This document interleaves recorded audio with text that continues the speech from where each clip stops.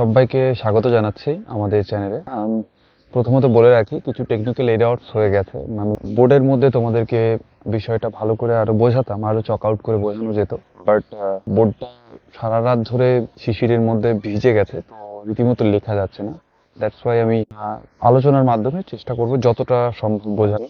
আজকে আমি তোমাদের এই ভিডিওতে তোমাদের জ্ঞানচক্ষু যে গল্প, ক্লাস 10-এর যে গল্পটা রয়েছে সেইটা নিয়ে আলোচনা করব, এবং তার এই আলোচনাটা অনেকটা ইউনিক হবে প্রথমে বলে রাখি, এবং তার সমস্ত কমন প্রশ্ন, যেগুলো আমাদের গুরুত্বপূর্ণ প্রশ্ন মাধ্যমিকের জন্য এবং যারা নতুন মাধ্যমিকে উঠেছো তাদের জন্য, মানে ফার্স্ট যে সেমিস্টার তোমাদের ফার্স্ট ইউনিট হবে যেটা, বা ফার্স্ট সামেটিভের যেটা হবে, সেকেন্ড সামেটিভ, এই যে পরীক্ষাগুলো হবে সেই সমস্ত পরীক্ষার জন্য ওভারঅল জ্ঞানচক্ষু যে গল্পটা আছে তার মধ্যে যেগুলো গুরুত্বপূর্ণ প্রশ্ন, সেই প্রশ্নগুলো এবং কিভাবে আমরা স্ট্র্যাটেজিক্যালি প্রশ্নগুলো লিখব, স্ট্র্যাটেজিক্যালি পড়বো, সেই সমস্ত আলোচনা এই ভিডিওতে থাকছে। এই ভিডিওটা দেখার পরে তোমরা পড়তে যেও এবং টেক্সটটা সেইভাবে পড়ো, আমরা যতটা আলোচনার মধ্যে যাব। তো যারা নতুন উঠেছো এবং যারা এক্সিস্টিং 10-এ পড়ছো, কি করে পড়া শুরু করবে? প্রথমত কথা, হার্ড কপি পড়ার চেষ্টা করবে। সফট কপি বলতে আমি বলতে চাইছি ইউটিউবের অডিও স্টোরি বা মোবাইলে যে সফট কপিগুলো হয় সেগুলোর তুলনায় প্রথম একবার অন্তত টেক্সটটা ভালো করে পড়বে এবং পারলে হাইলাইটস করে পড়বে। কিন্তু যাদের কাছে বই রয়েছে, যারা বই জোগাড় করতে পেরেছো, কিভাবে পড়বে তার একটা ব্লুপ্রিন্ট, তার একটা চক আউট আমরা তৈরি করতে হবে যে আমরা এইভাবে পড়বো। তো প্রথমে বলে রাখি যে জ্ঞানচক্ষু যে গল্পটা আছে এটা ছোট গল্প, আশাপূর্ণা দেবীর লেখা। ফার্স্ট তোমাকে ওভারঅল প্রথম, মানে গল্প পড়ারও প্রথম তোমাকে লেখিকা বা লেখক বা রচয়িতার সম্পর্কে যে তথ্য আছে সেটাকে পড়তে হবে। তোমাদের যাদের কাছে কোনো রেফারেন্স বই আছে, সেটা প্রান্তিক, সেটা ডিএম মল্লিকের বই হতে পারে, সেটা ছায়া প্রকাশনীর বই হতে পারে, পারুল হতে পারে, হোয়াট এভার ইট ইজ, তোমরা সেটা থেকে পড়তে পারো। বিশেষত জন্মস্থান, কোথায় পড়াশোনা করছেন, কি কি পুরস্কার পেয়েছেন, শ্রেষ্ঠ রচনা কি, এগুলো। এবারে যাদের কাছে নেই, তারা নতুন যারা ক্লাসে উঠেছে তাদের কাছে হয়তো থাকবে না, তারা কি করবে, তাদের যে টেক্সট বই যদি তারা অ্যারেঞ্জ করতে পারে, টেক্সট বইয়ের পিছনের অংশে কিন্তু এইগুলো দেয়া আছে, লেখক পরিচিতি দেয়া আছে, সেখান থেকে পড়ে। এখন এটা পড়া দরকার, কেননা এখান থেকে মাধ্যমিকে প্রায়শই দেখা যায় যে অনেক ছোট প্রশ্ন আসে এবং তোমরা বলো যে টেক্সটের বাইরে। তো সেই সমস্যার সমাধান করতে গেলে তোমাকে অবশ্যই প্রথম লেখক পরিচিতি পড়তে হবে, লেখক বা লেখিকা যাই বলো না কেন। তারপরে তোমাকে পড়তে হবে হচ্ছে উৎস কোথা থেকে নেওয়া হয়েছে। যেরকম আশাপূর্ণা দেবীর গল্পের যে গল্পটা আমরা আজকে আলোচনা করছি, জ্ঞানচক্ষু, এটা তার কুমকুম গল্প সংকলন, ছোট গল্প সংকলন যেটা আছে সেটা নেওয়া হয়েছে, ঠিক আছে, এবং সেগুলোর প্রকাশকাল কি ইত্যাদি ইত্যাদি তথ্য তোমাকে জানতে হবে। একটা ভিডিওতে দেখে তুমি সেখান থেকে না, তোমার কাছে বই রয়েছে, তোমাকে শুধু জানতে হবে যে আমি কিভাবে এগোবো। ইউটিউবে সারাদিন ঘেটে ঘেটে ভিডিও দেখে কোনো লাভ নেই, তোমাকে শুধু নিজেই এগোতে হবে। দিনের শেষে তোমাকে পড়তে হবে না, তো তুমি কিচ্ছু শিখতে পারবে না। সেই জন্য জাস্ট ইউটিউবের যে কোনো ভিডিও হতে পারে, নিজেদের টিচার্স হতে পারে, সেখান থেকে হেল্প নাও, নিয়ে নিজের মতো করে এগাও, then it will be very helpful হবে তোমার কাছে, সেটা then it will be helpful to. তো প্রথমে আমরা লেখক পরিচিতি পড়ছি, তারপরে আমরা উৎস পড়ছি, এবং উৎস পড়ার পরে আমরা পার্টিকুলার যে শব্দার্থগুলো রয়েছে সেই শব্দার্থগুলো পড়ছি। এখন জ্ঞানচক্ষু গল্পটা তোমরা যদি দেখো, এখানে অসংখ্য শব্দার্থ রয়েছে। আর তোমাদের বাংলা যে, মানে শ্রীহীন বাংলা যেটা তোমরা বলো, এখনকার স্টুডেন্টরা বাংলায় ফেল করে, সমস্যার আর শেষ নেই। মানে তলানিতে চলে যাচ্ছে আমাদের প্রতিভা দিন দিন। এর জন্য হয়তো আমরাই দায়ী, আমাদের সিস্টেম থেকে শুরু করে সকলে। তো জ্ঞানচক্ষু গল্পে যে শব্দার্থগুলো তোমাদের জন্য গুরুত্বপূর্ণ, বা যে শব্দার্থগুলো আমার মনে হয়েছে তোমাদের পড়া দরকার টেক্সট পড়ার আগে, সেই শব্দার্থগুলো আমি বলছি। যদি সম্ভব হয় শুনে তোমাদের যে বই আছে সেখানে তুমি মার্ক করে নিতে পারো, বা যেগুলো তোমার মনে হবে মার্ক করা দরকার বা পড়া দরকার সেগুলো বেছে নিয়ে পড়তে। সবাইকে স্বাগত জানাচ্ছি আমাদের চ্যানেলে। প্রথমত বলে রাখি, কিছু টেকনিক্যাল এরর্স হয়ে গেছে। বোর্ডের মধ্যে তোমাদেরকে বিষয়টা ভালো করে আরো বোঝাতাম, আরো চক আউট করে বোঝানো যেত, বাট বোর্ডটা সারা রাত ধরে শিশিরের মধ্যে ভিজে গেছে, তো রীতিমতো লেখা যাচ্ছে না। দ্যাটস ওয়াই আমি আলোচনার মাধ্যমে চেষ্টা করব যতটা সম্ভব বোঝানো।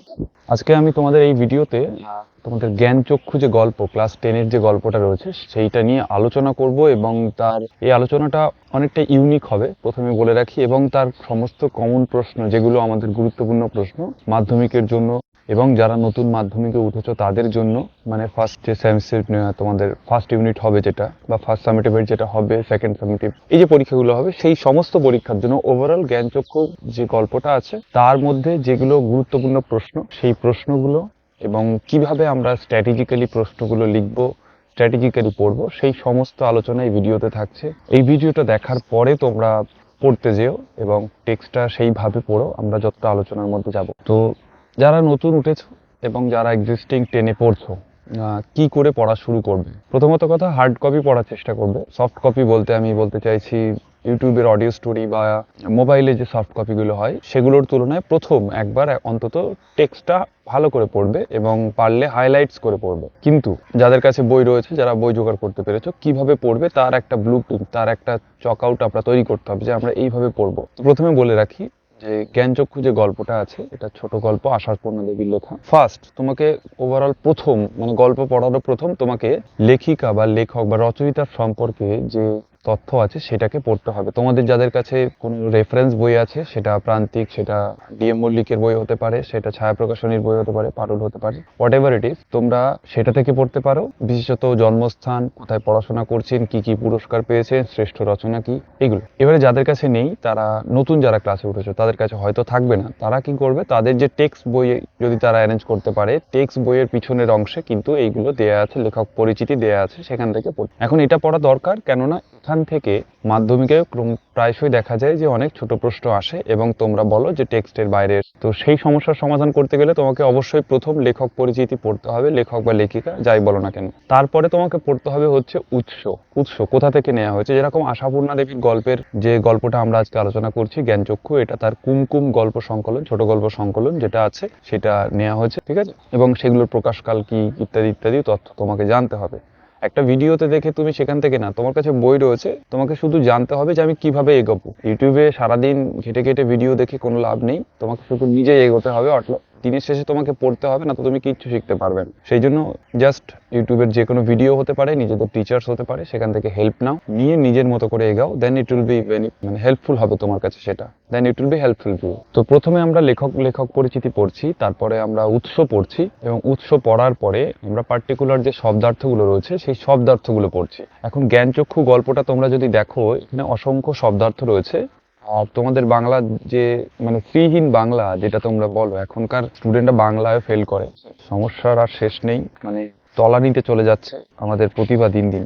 এর জন্য হয়তো আমরাই দায়ী, আমাদের সিস্টেম থেকে শুরু করে সকলে। তো জ্ঞানচক্ষু গল্পে যে শব্দার্থগুলো তোমাদের জন্য গুরুত্বপূর্ণ বা যে শব্দার্থগুলো আমার মনে হয়েছে তোমাদের পড়া দরকার টেক্সট পড়ার আগে, সেই শব্দার্থগুলো আমি বলছি। যদি সম্ভব হয় শুনে তোমাদের যে বই আছে সেখানে তুমি মার্ক করে নিতে পারো, বা যেগুলো তোমার মনে হবে মার্ক করা দরকার বা পড়া দরকার সেগুলো বেছে নিয়ে পড়তে পারো। যেরকম হচ্ছে জল জ্যান্ত, আকাশ থেকে পড়া জীব নয়, দিবানিদ্রা, ধাবিত, হ্যাঁ, চান শব্দ মানে চান মানে স্নান করা, কেউ লাইতে যাওয়া বলতে পারো, পুলকিত, তারপরে হচ্ছে বিউফল মানে হতবাক হয়ে যাওয়া, নিথর মানে সারাহীন, সেন্সলেস, মুরব্বি, টুকলিফাই নকল করা, বিষণ্ণ, হেতু, আন করা মানে সম্পূর্ণ নতুন, যেটা যা ব্যবহৃত পূর্বে যা অব্যবহৃত আর কি, পায়া ভারী হয়ে যাওয়া, মানে অনেকটা অহংকারী হয়ে যাওয়া, মানে হঠাৎ করে কেউ দেখা গেল তোমার বাড়ির পাশে হঠাৎ করে 10 কোটি বা 10 লক্ষ টাকার মালিক হয়ে গেছে, তার কিচ্ছু ছিল না, সে আর তোমাকে দেখে কথা বলছেন।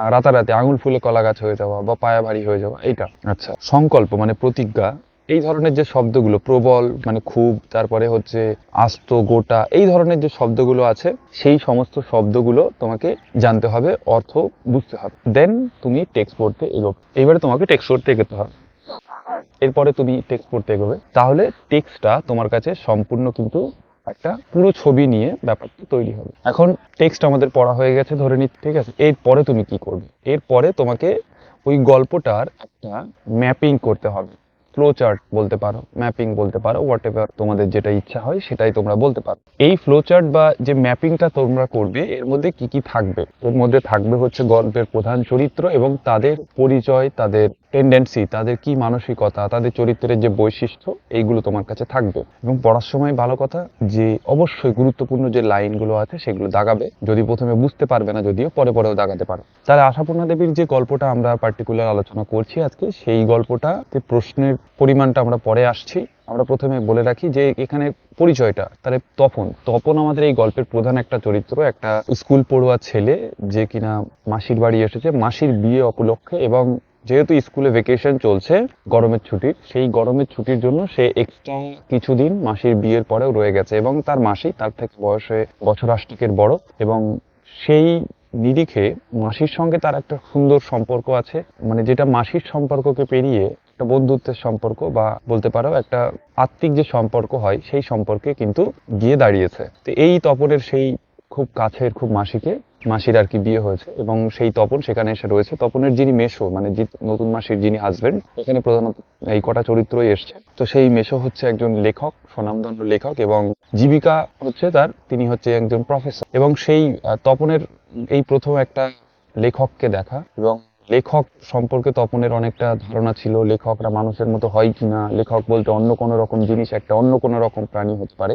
এইটা তপন যে ভেবেছিল, সেগুলো আদলে তার কাছে যখন সে দেখে নতুন মেসোকে, তখন সে হতবাক হয়ে যায়। প্রথম লাইনেই দেখবে তপনের যে চোখ মার্বেল হয়ে যাওয়ার ব্যাপারটা রয়েছে, এখানে সেই অংশ বোঝাচ্ছে। তো তখন মেসোকে দেখে অভিভূত হয়ে যায়, এবং তারপরে তপনের লেখা গল্প, যেটা সে চিলেকোঠার ছাদে লিখেছিল, সেই চিলেকোঠার ঘরে আর কি, যে গল্পটা চিলেকোঠার ঘরে সে লিখেছিল, সেই গল্পটা প্রকাশ করার জন্য সে মেসোকে দেয়। মাসি গিয়ে দিয়ে দেয়, এবং মেসো সেটা নেয়। তারপরে সেটা মেসো ছাপাতে দিয়ে দেয়, এবং তারা চলে যায়। তখন রীতিমতো বাড়ি চলে আসে, অপেক্ষা করে, এবং তারপরে কিছু সময় পার হয়ে যায়। তপনের মেসো মাসে একদিন আসে, হাতে তাদের পত্রিকা থাকে, এবং সেই পত্রিকাটার নাম অবশ্যই তোমাদের পরীক্ষায় থাকে খুব সন্ধ্যা তারা পত্রিকা। গল্পের নাম প্রথম দিন আমাদের শ্রী তপন কুমার রায় এরকম সূচিপত্রে এডুকেশন দেয়। তো সেখানে গল্পটা আনা হয়, এবং গল্পটা পড়ার সময় দেখা যায় গল্পটা পুরোপুরি নতুন করা মনে হয় তপনের কাছে, কারণ নতুন বিষয়টাকে কারেকশন করে দিয়েছে, এবং এখানে তপনের খুব দুঃখ হয়, ইত্যাদি ইত্যাদি। এবং এইখান থেকে তপন প্রতিজ্ঞা বা সংকল্প করে যে জীবনে সে লেখা ছাপতে দিলে নিজেই দিয়ে আসবে, তাতে ছাপা হয় চাই না হয়, ঠিক আছে। এবং তপনের রীতিমতো মনে একটা প্রবল সংকল্প, একটা প্রতিজ্ঞা, একটা আক্ষেপ, একটা দুঃখ উদ্ভাসিত হয় এই গল্পের মাধ্যমে। মোটামুটি গল্পের বিষয়বস্তু হচ্ছে এইটা। এইবারে তোমাকে এই গল্পটা পড়া হয়ে গেল, দেন তুমি এবারে চরিত্রগুলোকে ডিফাইন করবে, সংজ্ঞায়িত করবে, চরিত্রের বৈশিষ্ট্য, তার ধরন, কে কেমন চরিত্র, সেইগুলো। যেরকম হচ্ছে তপন এখানে আমাদের প্রধান ক্যারেক্টার, এবং তপনের কি কি বৈশিষ্ট্য আছে না, তপন হচ্ছে প্রচন্ড পরিমাণে কল্পনাপ্রবণ, এবং তপন হচ্ছে সাহিত্যপ্রেমী, লেখক হওয়া তপনের স্বপ্ন, এবং তপন এই কটা তার বৈশিষ্ট্য। তাহলে কল্পনাপ্রবণ, সাহিত্যপ্রেমী, এবং তপন হচ্ছে লেখক হওয়ার তার স্বপ্ন। এবং এই যে ব্যাপারটা রয়েছে, এছাড়াও তুমি আরো জিনিস ইনক্লুড করতে পারো, সেগুলো হচ্ছে তপন গরমের ছুটিতে মাসির বাড়িতে এসছে, ঠিক আছে, তারপরে তার মাসির সঙ্গে তার বয়সের যে 8 বছরের পার্থক্য, ইত্যাদি ইত্যাদি, এইগুলো। তো সেই জিনিসটা তোমাকে কিন্তু হেল্প করবে তপনকে মনে রাখতে বা তপনকে আইডেন্টিফাই করতে। যেরকম হচ্ছে জল জ্যান্ত, আকাশ থেকে পড়া জীব নয়, দিবানিদ্রা, ধাবিত, হ্যাঁ, চান শব্দ মানে চান মানে স্নান করা, কেউ লাইতে যাওয়া বলতে পারো, পুলকিত, তারপরে হচ্ছে বিউফল মানে হতবাক হয়ে যাওয়া, নিথর মানে সারাহীন, সেন্সলেস, মুরব্বি, টুকলিফাই নকল করা, বিষণ্ণ, হেতু, করা মানে সম্পূর্ণ নতুন, যেটা যা ব্যবহৃত পূর্বে যা অব্যবহৃত আর কি, পায়াভারী হয়ে যাওয়া, মানে অনেকটা অহংকারী হয়ে যাওয়া, মানে হঠাৎ করে কেউ দেখা গেল তোমার বাড়ির পাশে হঠাৎ করে 10 কোটি বা 10 লক্ষ টাকার মালিক হয়ে গেছে, তার কিচ্ছু ছিল না, সে আর তোমাকে দেখে কথা বলছেন, আর রাতারাতি আঙুল ফুলে কলা গাছ হয়ে যাওয়া বা পায়া ভারী হয়ে যাওয়া, এইটা। আচ্ছা, সংকল্প মানে প্রতিজ্ঞা, এই ধরনের যে শব্দগুলো, প্রবল মানে খুব, তারপরে হচ্ছে আস্ত, গোটা, এই ধরনের যে শব্দগুলো আছে, সেই সমস্ত শব্দগুলো তোমাকে জানতে হবে, অর্থ বুঝতে হবে, দেন তুমি টেক্সট পড়তে এগোবে। এইবারে তোমাকে টেক্সট পড়তে এগোতে হবে, এরপরে তুমি টেক্সট পড়তে এগোবে, তাহলে টেক্সটটা তোমার কাছে সম্পূর্ণ কিন্তু একটা পুরো ছবি নিয়ে ব্যাপারটা তৈরি হবে। এখন টেক্সট আমাদের পড়া হয়ে গেছে ধরে নিই, ঠিক আছে। এরপরে তুমি কি করবে? এরপরে তোমাকে ওই গল্পটার একটা ম্যাপিং করতে হবে, ফ্লো চার্ট বলতে পারো, ম্যাপিং বলতে পারো, হোয়াট এভার তোমাদের যেটা ইচ্ছা হয় সেটাই তোমরা বলতে পারো। এই ফ্লো চার্ট বা যে ম্যাপিংটা তোমরা করবে, এর মধ্যে কি কি থাকবে? এর মধ্যে থাকবে হচ্ছে গল্পের প্রধান চরিত্র এবং তাদের পরিচয়, তাদের টেন্ডেন্সি, তাদের কি মানসিকতা, তাদের চরিত্রের যে বৈশিষ্ট্য, এইগুলো তোমার কাছে থাকবে। এবং পড়ার সময় ভালো কথা যে অবশ্যই গুরুত্বপূর্ণ যে লাইনগুলো আছে সেগুলো দাগাবে, যদি প্রথমে বুঝতে পারবে না, যদিও পরেও দাগাতে পারবে। তাহলে আশাপূর্ণা দেবীর যে গল্পটা আমরা পার্টিকুলার আলোচনা করছি আজকে, সেই গল্পটাতে প্রশ্নের পরিমাণটা আমরা পরে আসছি। আমরা প্রথমে বলে রাখি যে এখানে পরিচয়টা, তাহলে তপন আমাদের এই গল্পের প্রধান একটা চরিত্র, একটা স্কুল পড়ুয়া ছেলে, যে কিনা মাসির বাড়ি এসেছে মাসির বিয়ে উপলক্ষে, এবং যেহেতু স্কুলে ভেকেশন চলছে গরমের ছুটির, সেই গরমের ছুটির জন্য সে এক্সট্রা কিছুদিন মাসির বিয়ের পরেও রয়ে গেছে, এবং তার মাসি তার থেকে বয়সে বছর 8 বড়, এবং সেই নিরিখে মাসির সঙ্গে তার একটা সুন্দর সম্পর্ক আছে, মানে যেটা মাসির সম্পর্ককে পেরিয়ে একটা বন্ধুত্বের সম্পর্ক বা বলতে পারো একটা আত্মিক যে সম্পর্ক হয়, সেই সম্পর্কে কিন্তু গিয়ে দাঁড়িয়েছে। তো এই তপনের সেই খুব কাছের খুব মাসিকে মাসির আর কি বিয়ে হয়েছে এবং সেই তপন সেখানে এসে রয়েছে। তপনের যিনি মেসো মানে নতুন মাসির যিনি হাজবেন্ড, এখানে প্রধানত এই কটা চরিত্রই এসছে। তো সেই মেসো হচ্ছে একজন লেখক, স্বনামধন্য লেখক, এবং জীবিকা হচ্ছে তার, তিনি হচ্ছে একজন প্রফেসর। এবং সেই তপনের এই প্রথম একটা লেখককে দেখা, এবং লেখক সম্পর্কে তপনের অনেকটা ধারণা ছিল, লেখকরা মানুষের মতো হয় কিনা, লেখক বলতে অন্য কোনো রকম জিনিস, একটা অন্য কোনো রকম প্রাণী হতে পারে, এইটা তপন যে ভেবেছিল, সেগুলো আদলে তার কাছে যখন সে দেখে নতুন মেসোকে, তখন সে হতবাক হয়ে যায়। প্রথম লাইনেই দেখবে তপনের যে চোখ মার্বেল হয়ে যাওয়ার ব্যাপারটা রয়েছে এখানে, সেই অংশটুকু। তো তখন মেসোকে দেখে অভিভূত হয়ে যায়, এবং তারপরে তপনের লেখা গল্প, যেটা সে চিলেকোঠার ছাদে লিখেছিল, সেই চিলেকোঠার ঘরে যে গল্পটা চিলেকোঠার ঘরে সে লিখেছিল, সেই গল্পটা প্রকাশ করার জন্য সে মেসোকে দেয়। মাসি গিয়ে দিয়ে দেয় এবং মেসো সেটা নেয়। তারপরে সেটা মেসো ছাপাতে দিয়ে দেয় এবং তারা চলে যায়। তখন রীতিমতো বাড়ি চলে আসে, অপেক্ষা করে, এবং তারপরে কিছু সময় পার হয়ে যায়। তপনের মেসো মাসে একদিন আসে, হাতে তাদের পত্রিকা থাকে, এবং সেই পত্রিকাটার নাম অবশ্যই তোমাদের পরীক্ষায় থাকে খুব সন্ধ্যা তারা পত্রিকা। গল্পের নাম প্রথম দিন আমাদের শ্রী তপন কুমার রায় এরকম সূচিপত্রে এডুকেশন দেওয়া। তো সেখানে গল্পটা আনা হয়, এবং গল্পটা পড়ার সময় দেখা যায় গল্পটা পুরোপুরি নতুন করা মনে হয় তপনের কাছে, কারণ নতুন বিষয়টাকে কারেকশন করে দিয়েছে, এবং এখানে তপনের খুব দুঃখ হয় ইত্যাদি ইত্যাদি। এবং এইখান থেকে তপন প্রতিজ্ঞা বা সংকল্প করে যে জীবনে সে লেখা ছাপতে দিলে নিজেই দিয়ে আসবে, তাতে ছাপা হয় চাই না হয়, ঠিক আছে। এবং তপনের রীতিমতো মনে একটা প্রবল সংকল্প, একটা প্রতিজ্ঞা, একটা আক্ষেপ, একটা দুঃখ উদ্ভাসিত হয় এই গল্পের মাধ্যমে। মোটামুটি গল্পের বিষয়বস্তু হচ্ছে এইটা। এইবারে তোমাকে এই গল্পটা পড়া হয়ে গেল, দেন তুমি এবারে চরিত্রগুলোকে ডিফাইন করবে, সংজ্ঞায়িত করবে, চরিত্রের বৈশিষ্ট্য, তার ধরন, কে কেমন চরিত্র, সেইগুলো। যেরকম হচ্ছে তপন এখানে আমাদের প্রধান ক্যারেক্টার, এবং তপনের কি কি বৈশিষ্ট্য আছে না, তপন হচ্ছে প্রচন্ড পরিমাণে কল্পনাপ্রবণ, এবং তপন হচ্ছে সাহিত্যপ্রেমী, লেখক হওয়া তপনের স্বপ্ন, এবং তপন এই কটা তার বৈশিষ্ট্য। তাহলে কল্পনাপ্রবণ, সাহিত্যপ্রেমী, এবং তপন হচ্ছে লেখক হওয়ার তার স্বপ্ন। এবং এই যে ব্যাপারটা রয়েছে, এছাড়াও তুমি আরো জিনিস ইনক্লুড করতে পারো, সেগুলো হচ্ছে তপন গরমের ছুটিতে মাসির বাড়িতে এসছে, ঠিক আছে, তারপরে তার মাসির সঙ্গে তার বয়সের যে 8 বছরের পার্থক্য, ইত্যাদি ইত্যাদি, এইগুলো। তো সেই জিনিসটা তোমাকে কিন্তু হেল্প করবে তপনকে মনে রাখতে বা তপনকে আইডেন্টিফাই করতে। এখন ছোট মাসি কি, তপনের চেয়ে সে 8 বছরের ছোট, এবং খুব সদ্য সে বিবাহিত, মানে বিয়ে হয়েছে তার, এবং তার হাজবেন্ড যে লেখক, এইটা নিয়ে ছোট মাসি খানিকটা গর্বিত। এই জিনিসটা তোমরা এখানে উল্লেখ করলে, আরও যদি কিছু তথ্য তোমরা উল্লেখ করতে পারবে।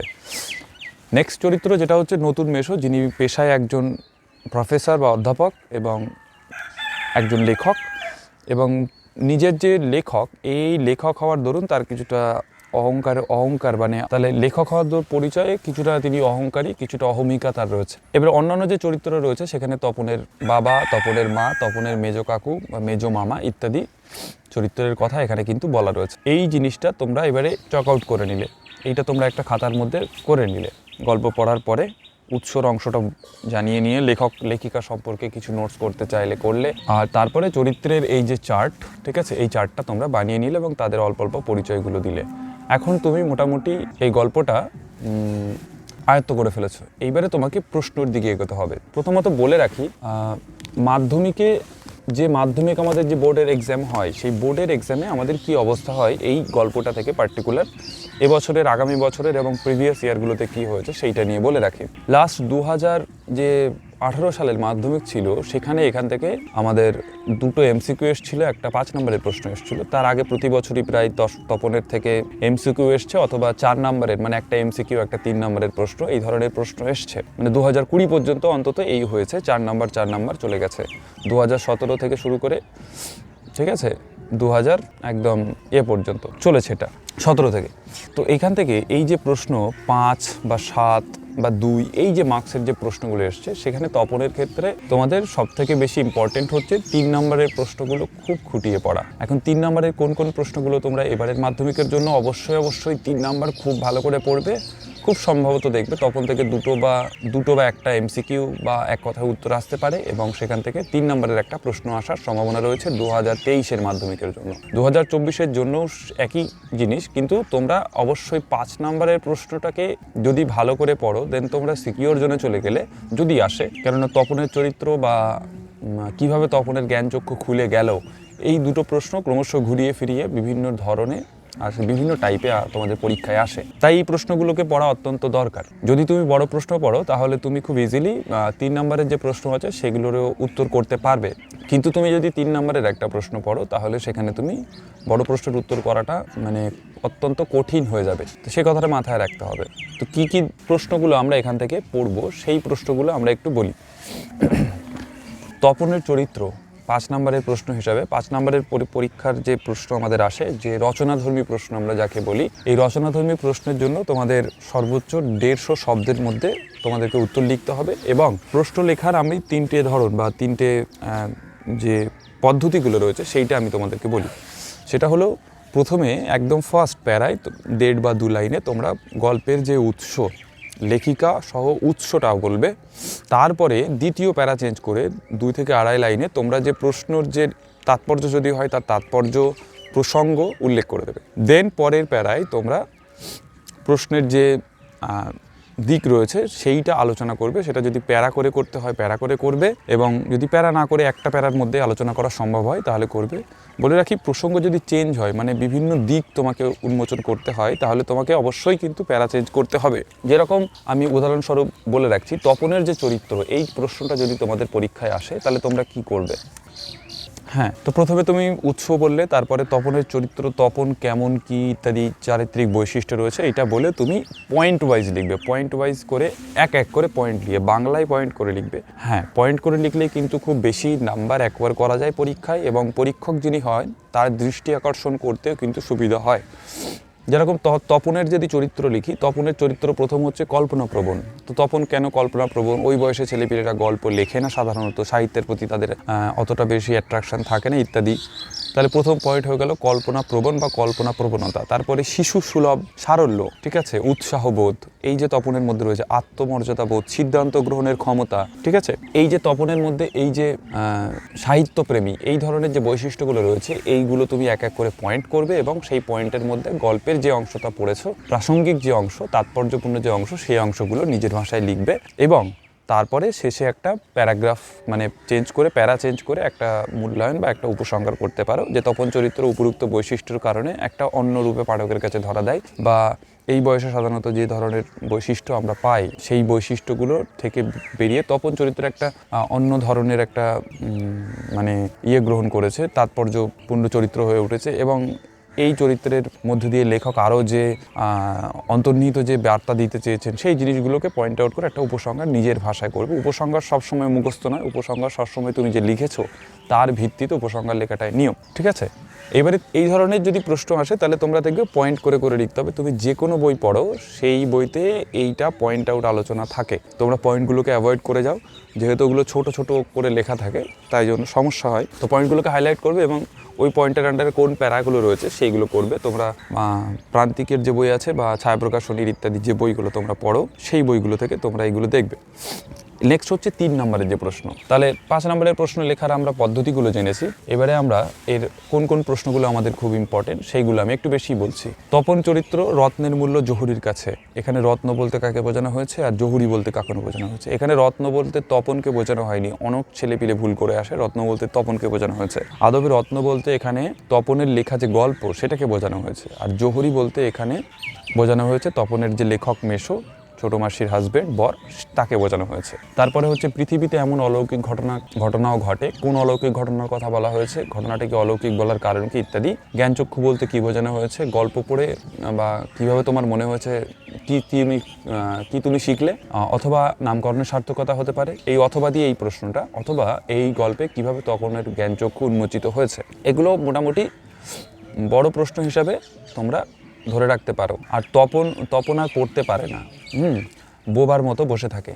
এখানে এরকম সিচুয়েশন উল্লেখ করে কেন তপন বোবার মতো বসে থাকে, তার পড়তে না পড়ার কারণ কি বা এমন অবস্থার কারণ কি, এই ধরনের প্রশ্ন কিন্তু আসতে পারে। তাহলে মোটামুটি এই 4টে থেকে 5টা প্রশ্ন পয়েন্ট আউট করে পড়লে তুমি ধরে রাখো তোমার এই গল্পটা থেকে নিশ্চিন্তে পরীক্ষার হলে যে কোনো প্রশ্ন অ্যাটেন্ড করতে পারবে। এবারে হচ্ছে 3 নম্বরের যে প্রশ্ন। তোমাদের বলে রাখি 3 নম্বরের প্রশ্নের জন্য তোমরা সাধারণত 60টি শব্দ ম্যাক্সিমাম ইউজ করতে পারো।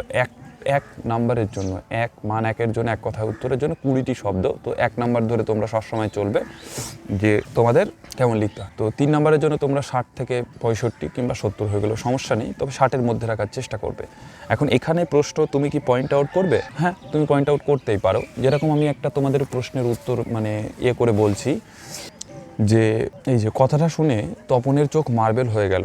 কোন কথা শুনে তপনের চোখ মার্বেল হয়ে গেল? ঠিক আছে, মার্বেল হয়ে গেল কথাটার অর্থ কি, তপনের চোখ মার্বেল হওয়ার কারণ কি? এখন প্রথমে তুমি উৎসটা হালকা করে বললে কথা, তপনের নতুন মেসোমশাই একজন লেখক এবং তার বই, পয়েন্ট করলে কথা, হ্যাঁ তার বই ছাপাও নাকি হয়, এই কথা শুনে তপনের চোখ মার্বেল হয়ে গেল। দ্বিতীয় যে পয়েন্ট করলে অর্থ, তাহলে মার্বেল হয়ে যাওয়া অর্থে এখানে কি বোঝানো হয়েছে? বিস্মিত বা বিস্ময় হয়ে যাওয়া, আর তপনের চোখ গোল হয়ে যাওয়াকে বোঝানো হয়েছে। মার্বেল হয়ে যাওয়া অর্থে এখানে তপনের চোখ বিস্ময়ে গোল গোল হয়ে যাওয়া, ঠিক আছে, এই জিনিসটাকে বোঝানো হয়েছে। এটা হয়ে গেল অর্থ। এবারে নেক্সট পয়েন্ট করবে কারণ।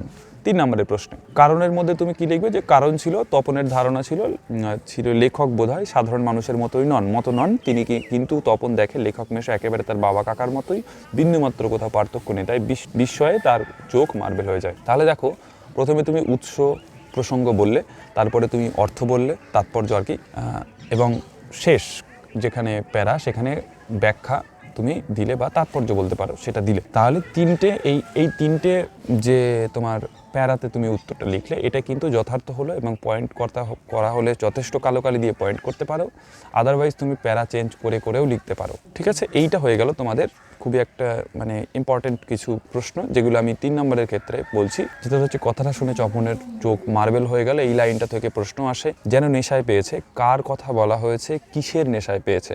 পৃথিবীতে এমন অলৌকিক ঘটনাও ঘটে, এটা তোমরা 5 নম্বরে পড়ছো। অ্যাজ ওয়েল অ্যাজ গায়ে কাটা দিয়ে উঠলো তপনের, মাথার চুল খাড়া হয়ে গেল। কি কারণে চুল খাড়া হয়েছিল কিংবা কি কারণে গায়ে কাটা দিয়েছিল, এইটা আমরা বলবো। ঠিক আছে, এখানে তুমি পয়েন্ট করতে পারো যে গায়ে কাটা দেওয়ার কারণ কি।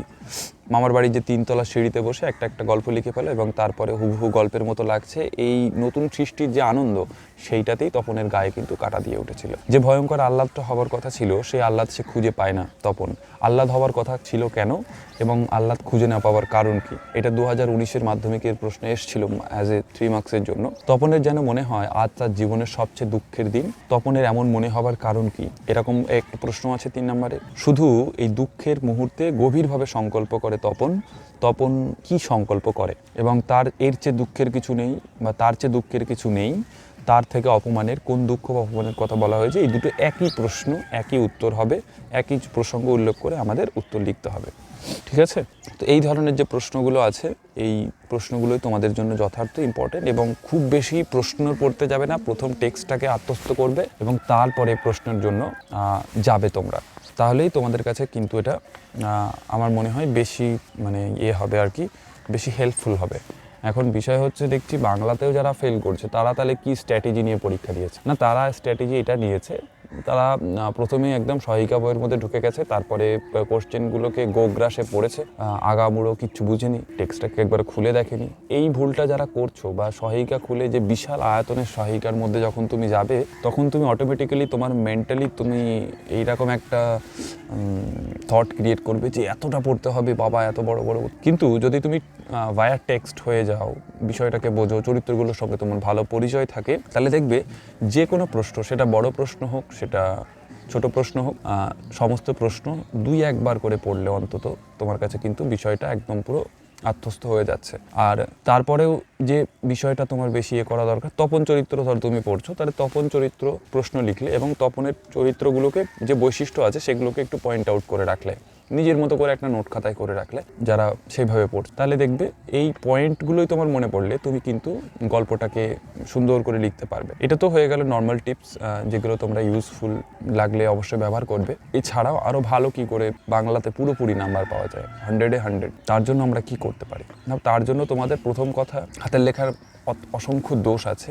এই হ্যান্ডরাইটিং যে ব্যাপার, তোমাদের পেঁচানোর দরকার নেই, লেখা শুধু পরিচ্ছন্ন এবং বোধগম্য হলেই হবে। লাইন সোজা রেখে just maintain the gap between lines, যেগুলো আছে লাইনের মাঝখানের যে ফাঁকটা আছে সেটা মেনটেন করবে। স্ট্যান্ডার্ড পরীক্ষার খাতায় 22 থেকে 24টা লাইন লেখাই নিয়ম। এখন এর বেশি তুমি একেবারে ঠেসে লিখবে, এটা কিন্তু ঠিক নয়, এটা ভুল। এবং প্রতিটা প্রশ্ন লেখার পরে একটা করে দাড়ি টেনে দেওয়া, পরের প্রশ্নে যাওয়া, তারপরে এইগুলোকে মেনটেন করলে খাতাটা কিন্তু সুন্দর লাগে। এবং কোটেশনস ইউজ করা অত্যন্ত হেল্পফুল। তোমরা এরপরে মাধ্যমিক পেরিয়ে যখন 11-12 এবং হায়ার স্টাডিজে যাবে, সেটা যে কোনো আর্টসের সাবজেক্ট হতে পারে, হিস্ট্রি, জিওগ্রাফি, আইদার হিস্ট্রি হতে পারে, বিশেষ করে হিস্ট্রি এবং বাংলাতে ইংলিশে প্রচুর পরিমাণে ল্যাঙ্গুয়েজে প্রচুর পরিমাণে কোটেশন চলে বা প্রচুর পরিমাণে কোটেশন দিয়ে লিখতে হয়, লেখার স্ট্যান্ডার্ডসগুলোকে আরও বেশি হাই করে দেয়। তো তোমরা টেক্সচুয়াল কোটেশন কিছু লাইন একদম মুখস্থ রাখবে, শুধু এই দুঃখের মুহূর্তে গভীর সংকল্প করে তপন, এই ধরনের যে লাইন্সগুলো আছে কোড আনকোড করে কালো কালি দিয়ে ডাবল ইনভাইটেড কমার মধ্যে লিখবে, ঠিক আছে? যদি প্রসঙ্গ যে প্যারায় যে আলোচনা করছো তার প্রাসঙ্গ টেনে বা তার সঙ্গে তাৎপর্যপূর্ণ বা সামঞ্জস্যপূর্ণ যে লাইন আছে সেগুলোকে যদি কোড করতে পারো, একটা কিংবা দুটো 5 নম্বরের প্রশ্নে, 3 নম্বরের প্রশ্নে যদি একটা লাইন দিতে পারো, মনে হয় দিতে পারো, না দিলেও সমস্যা নেই, তাহলে কিন্তু খুব ভালো হয় এবং পুরোপুরি মার্কসটা কিন্তু পাওয়া যায়। এবং কোটেশনের ক্ষেত্রে একটা জিনিস, ভুলভাল কোটেশন বানিয়ে দেওয়া যাবে না, নিজের মতো করে দিলে পুরোপুরি ভুল হবে, তাই ওখানে কোনো ক্রিয়েটিভিটি দেখানোর দরকার নেই। কোটেশনগুলো সম্পূর্ণ বইয়ের থেকে হুবহু কোড করতে হবে, দ্যাট মিনস ডাবল ইনভাইটেড কমার মধ্যে কালো কালি দিয়ে লিখতে হবে এবং তারপরে প্যারা চেঞ্জ করে আবার ওর সঙ্গে সামঞ্জস্যপূর্ণ যেটা আছে সেই ব্যাখ্যাটা লিখতে হবে। এইভাবে তোমরা যদি পড়ো, নিজের মতো করেই পড়ো, ইউটিউবে হাজার একটা ভিডিও না দেখে নিজে একটা মোটামুটি একটা ধারণা যে পেয়েছো সেই অনুসারে পড়ো, তাহলে কিন্তু আমার মনে হয় তোমাদের পরীক্ষার জন্য এটা হেল্পফুল হবে এবং তুমি খুব সহজেই বাংলা পরীক্ষায় উতরাতে পারবে।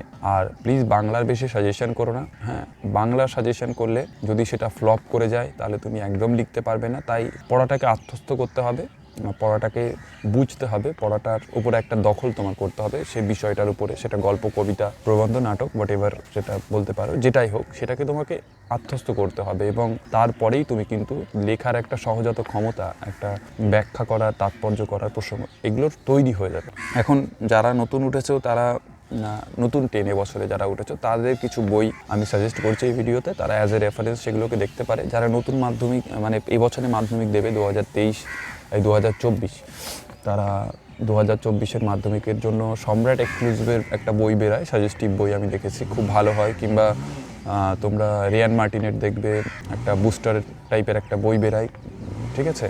ওই বইটা তোমরা দেখতে পারো। ওটা মোটামুটি এই টেস্ট পরীক্ষার পরে পরেই বেরোয়, যে রেডি সেটি গো বলে যে মাধ্যমিক সাজেশন বা সহায়িকা, এই ধরনের যে বইগুলো আছে দেখবে পয়েন্ট আউট করে লেখা থাকে। তো তোমরা এই বইগুলো ফলো করতে পারো, খুব অল্প অল্প দাম হয়। সম্রাট এক্সক্লুসিভের বইয়ের দাম আই থট খুবই কম, 100 টাকার মধ্যে হতে পারে। আর যেটা রিয়ান মার্টিনের রেডি সেটি গো বলছি, কিংবা সাঁতরার বুস্টার থেকে কিছু বের করে, পারুলের আই থট কিছু বই বেরায়। হ্যাঁ, বইগুলো সাজেস্টিভ বই, তো চটি বই হয়, ছোট বই হয়, তোমরা দেখতে পারো।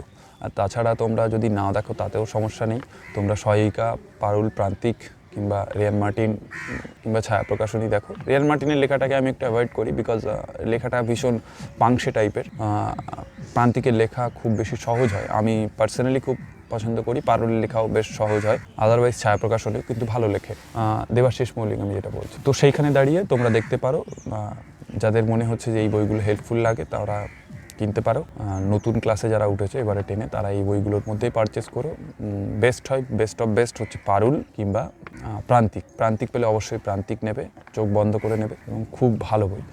তাছাড়া তোমরা নিজেদের টিচার্সদের যে ওপিনিয়ন আছে প্লিজ সেটাও নিও, কিন্তু স্কুলের ওই বায়াসড যে বুক লিস্ট হয় বা টিচার্সদের কিছু টিচার্স আছেন যারা বায়াসড ধরনের কিছু বই পার্টিকুলার প্রেফার করেন, এই ধরনের যে ওপিনিয়ন্সগুলো আছে সেগুলোকে অ্যাভয়েড করে যেও। বাট তোমাকে স্ট্যান্ডার্ড বুকস পড়তে হবে, স্ট্যান্ডার্ড বই না পড়লে স্ট্যান্ডার্ড কিন্তু এক্সাম ক্র্যাক করা যাবে না। তো থ্যাংক ইউ। আমরা পরবর্তীতে চেষ্টা করব বোর্ডের মধ্যে কিভাবে বিষয়টাকে আলোচনা করে আরও বোঝানো যায় সেই জিনিসগুলোকে হাইলাইটেড করে আলোচনা করলে, আজকে করলে ভালো হতো, বাট সাম রিজন পসিবল হলো না। আজকে বাংলা নিয়ে আলোচনা করলাম, এরপরে আদার্স যে সাবজেক্টসগুলো আছে as well as English and other subject like geography and histories, এই ধরনের যে সাবজেক্টসগুলো আছে, গ্রামাটিক্যাল পোর্শনস যেগুলো রয়েছে তোমাদের মাধ্যমিক ক্লাস 9 বা আদার্স যে 11-12 বেসিস যে গ্রামার পোর্শন রয়েছে, কিংবা আরও লোয়ার ডিভিশনের যেগুলো আমাদের লোয়ার ক্লাসেস যেগুলো রয়েছে 8 বা 7 পোর্শনে যে গ্রামার রয়েছে, আমরা চেষ্টা করব সেই ক্লাসগুলোও দেবো, একে একে আসবে। ধন্যবাদ আমাদের এই ভিডিওটা শেষ পর্যন্ত দেখার জন্য, থ্যাংক ইউ, আর সবাই ভালো থাকবে।